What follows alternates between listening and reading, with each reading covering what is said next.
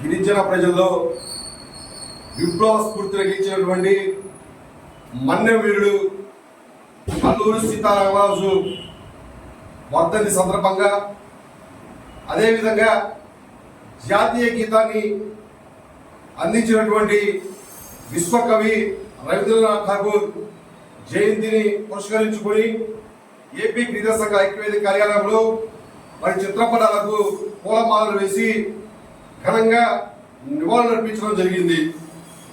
చిన్న వయసులోనే అల్లూరి సీతారామరాజు దేశం కోసం, అదేవిధంగా గిరిజనులలో మూఢ విశ్వాసాలను తొలగించి వారిని విప్లవం వైపు చైతన్యవంతం చేసి విప్లవం వైపు నడిపించినటువంటి ఘనత అల్లూరి సీతారామరాజుకి దక్కుతుంది.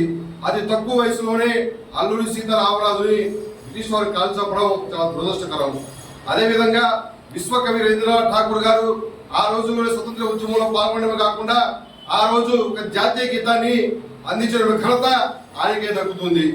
అటువంటి వ్యక్తుల యొక్క స్ఫూర్తిని మనం ముందు తీసుకెళ్లాల్సిన అవసరం ఎంతైనా ఉంది. ఈ తరం యువత చూస్తా ఉంటే ఆయన రచించినటువంటి కావ్యాలు కానివ్వండి, ఆ రచించినటువంటి రచనలు కానివ్వండి, ఆ రచించినటువంటి జనగణ మన జాతీయ గీతం కానీ తీసుకెళ్లేటువంటి పరిస్థితి యువత కనిపించట్లేదు.